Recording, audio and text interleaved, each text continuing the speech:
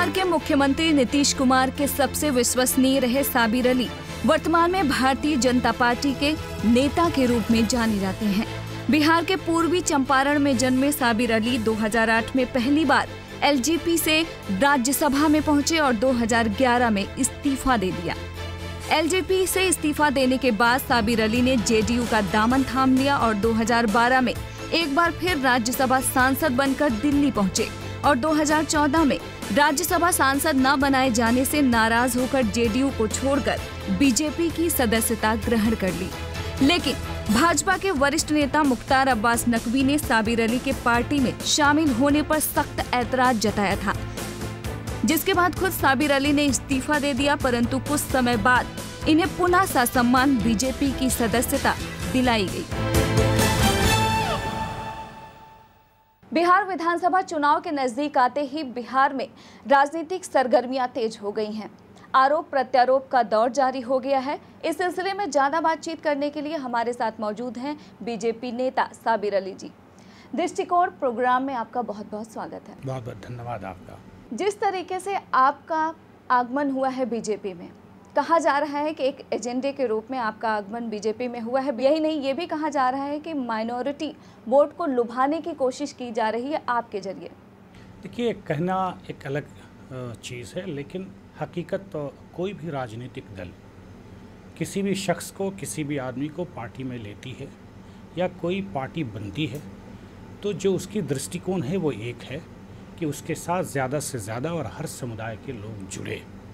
और मैं समझता हूँ कि भारतीय जनता पार्टी जब इलेक्शन हो या न हो, एक इस देश का सबसे बड़ा आज के तारीख में बड़ी पार्टी है और बिहार इलेक्शन सामने है, इसलिए मैं पार्टी में नहीं गया। मैं पार्टी में 2014 में आया, लेकिन कुछ ऐसी समस्याएं आई, उसके लिए मुझे शायद थोड़ा सा विलम्ब मेरे पार्टी में आने में हुआ।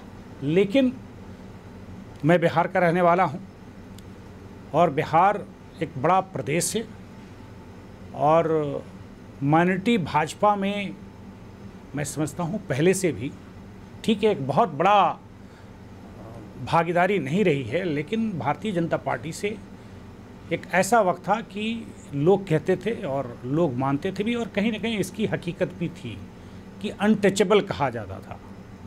लेकिन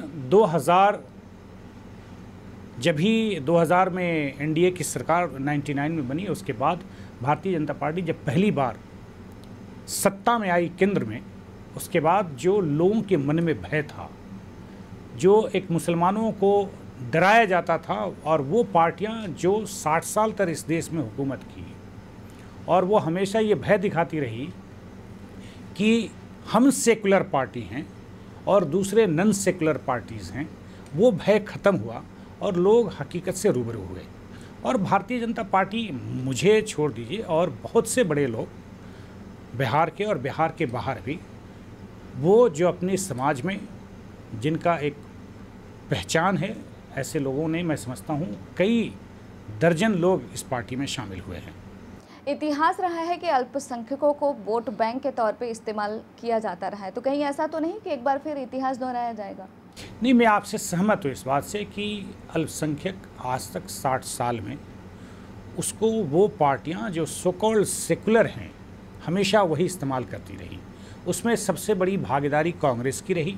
उसके बाद जब छोटी छोटी पार्टियां प्रदेश लेवल पे बनने लगी तो वो भी उसी राह पर चलकर और कांग्रेस से उस वोट को तोड़कर अपने पाले पे लेके आए और सिर्फ वोट के लिए अपने को इस्तेमाल वो करते रहे। ये बात सत्य है। लेकिन भारतीय जनता पार्टी ने लगातार ये बात, जब से वो केंद्र की सत्ता में हुकूमत में आई, लगातार ये कहती रही कि उसका तुष्टीकरण हुआ। और ये बात सत्य है कि मुसलमानों को सिर्फ वोट के लिए इस्तेमाल किया गया, लेकिन उसको भागीदारी नहीं मिली। लेकिन अब वक्त बदला। आज की तारीख में मीडिया हर घर में है, चाहे वो मोबाइल के ज़रिए हो, अखबार के ज़रिए हो या टेलीविज़न के ज़रिए हो, तो लोग अब बातों को समझने लगे हैं। और 60 साल किसी भी पार्टी को, सो कॉल्ड सेकुलर पार्टी को देखने के लिए बहुत, और समझने के लिए कई, मैं समझता हूँ 3 नस्लें बदल जाती है। 18 साल में इंसान बालिग हो जाता है और 3 नस्लें चली गई, और उसको समझने के लिए इतना जो अभी जितने साक्ष्य हैं वो काफ़ी हैं। कुछ दिन पहले आपने कहा कि आप मोदी के दूत बनके मुसलमानों के बीच जाएंगे, जबकि कुछ लोग मानते हैं कि नीतीश कुमार और लालू प्रसाद यादव के साथ जो एक महागठबंधन है, ज़्यादातर जो मुस्लिम वोट बैंक है उनके साथ है, तो ऐसे में आप बीजेपी की तरफ उन लोगों को कैसे लेकर जाएंगे? देखिए, वो बयान चूँकि सिर्फ कोई भी अखबार अपनी मर्ज़ी से लिखता है, वो मेरे अल्फाज नहीं थे, लेकिन ये सत्य है कि मोदी जी जब से प्राइम मिनिस्टर बने, आप 15 महीने के कार्यकाल को देखो, भारत के अंदर और भारत के बाहर जो उन्होंने कहा और किया, हर चीज़ की किसी भी शख्स की वही एक पहचान होती है जो जिसके साथ प्रमाण लगे हों। ये प्रमाण है कि इंटरनेशनल फोरम पे और इंडिया के अंदर मोदी जी ने 125 करोड़ हिंदुस्तानियों को, भारतवासियों को बात किया, किसी समुदाय को कहीं अलग थलग दिखाने की न कोशिश की न किया। और मैं समझता हूँ कि जो परसेप्शन बना हुआ था मोदी जी के प्रति, हकीकत से जो परे था, वो अब छटता हुआ दिखाई दे रहा है। उसमें उनका बहुत बड़ा भागीदारी है और उन्हीं बातों को मैं अक़लियत के बीच जाके बताने वाला हूँ। आपको भरोसा है कि जो मुस्लिम लोग हैं वो वोट बीजेपी को देंगे? क्योंकि अगर लोकसभा चुनाव की बात करें तो वोटिंग जो ट्रेंड थी वो ऐसा नहीं था। मैं आपको इतना बता दूं कि एटलीस्ट इन 1 सालों में मैं लगातार कम से कम एक करके रोज़ 200, 150 इस तरह से लाख लोगों से तो बात किया होगा। उसमें से 99% मुस्लिम समाज के लोग थे। 2% भी लोग ऐसा नहीं होगा जो रिएक्ट किया होगा। मैंने तालकटोरा में प्रोग्राम बनाई, प्रोग्राम मुझे जल्दी ख़त्म करना पड़ा कि लोग हमने जितनी बुलाई थी उससे 3 गुना आ गए। उसमें से 99% मुसलमानों का था। वहाँ हमने मोदी जी के बातों को रखा और सब लोगों ने खड़ा होकर ताली बजाई और बातों को स्वीकार किया। मैं ये मानता हूँ कि ये इलेक्शन बिहार में, मेरा अपना मानना है, मेरा आकलन थोड़ा आगे पीछे हो सकता है, कम से कम अगर वोट बीजेपी के सिंबल पे जाएगी वो 30% होगी मिनिमम। ये आंकड़ा जब इलेक्शन अपने शबाब पर होगा तो ये बढ़ सकता है। आपके बिहार बीजेपी में ज्वाइन करने से कुछ लोग नाराज़ हैं, आपको क्या लगता है कि इसकी वजह क्या हो सकती है? मुझे नहीं पता कौन लोग नाराज़ हैं, कौन लोग राज़ी हैं। मैं एक अच्छा वर्कर हमेशा अपने पार्टी के लिए बन के रहना चाहता हूँ। इस वक्त भारतीय जनता पार्टी में हूँ और भारतीय जनता पार्टी का एक अच्छा वर्कर बन के समाज को जोड़ने का और उस पार्टी को मजबूत करने के लिए जो इस देश की नेतृत्व कर रही है, बिहार की भी नेतृत्व उसके हाथ में जाए और हर समाज और हर जाति और हर वर्ग को अच्छा कल्याण हो, उसके लिए मैं काम करूँ। पिछले अपमान और विरोध के बावजूद एक बार फिर आपने बीजेपी को ज्वाइन किया, उसके पीछे वजह क्या है? देखिए, अपमान मैं इसको नहीं मानता, विरोध जरूर थी, लेकिन जिस वक्त जिस शख्स ने विरोध किया वो 2 दिन के अंदर ऑन द रिकॉर्ड उन्होंने कहा कि मिसकम्युनिकेशन थी, मिस आइडेंटिफिकेशन थी और ह्यूमन एरर ज़िंदगी में किसी से भी हो सकता है।